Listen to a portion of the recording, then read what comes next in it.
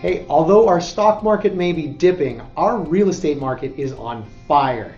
I'm Brett Jennings with Real Estate Experts, and say that, well, open houses are one of the leading indicators to the health of our real estate market.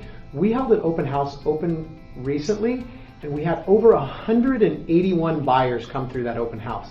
When it came to the day to take offers, we ended up with 24 offers on that property, and the property ended up going over $161,000 over the asking price. Well, what's driving this surge in the Silicon Valley real estate market? There's three reasons why this market's on fire. Number one is inventory. The supply of homes for sale is at an all-time low. We have only 237 homes for sale in the city of San Jose, over 1 million people. It is the lowest number of homes for sale since we started recording the actual number of homes for sale.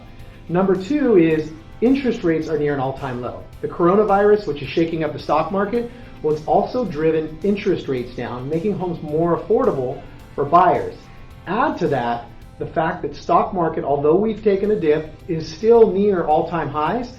These buyers in our market who work at these companies like Apple, Netflix, PayPal, Google, who have stock in their accounts are feeling pretty flush, and that's also driving the market. So what does this mean if you're a buyer or a seller?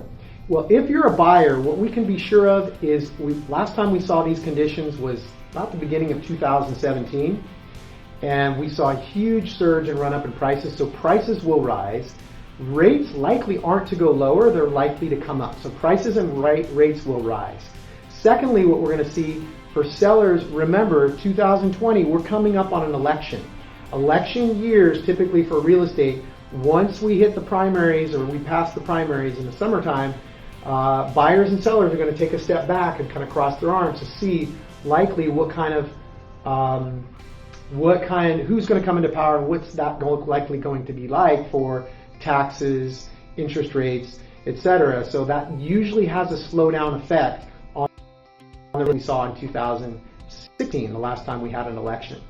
So if you are thinking of selling, you'll want to take advantage of the momentum of this spring market, which is already here, even though it's February. So the bottom line is, when's the best time to buy or sell? If you are considering buying or selling, if you're a seller, prices are near all-time highs. If you're considering buying, you're going to want to take advantage of the low rates, while prices, although they have come up a bit, are going to surge higher. Last time we saw conditions like these, we saw prices rise 20% in less than 12 months. So if you are thinking of buying or selling, the time to act is now. If you're considering it, reach out to us. Feel free to DM me on the message below, and I'll look forward to talking to you about what your plans are and how we might be able to help. Have a great one.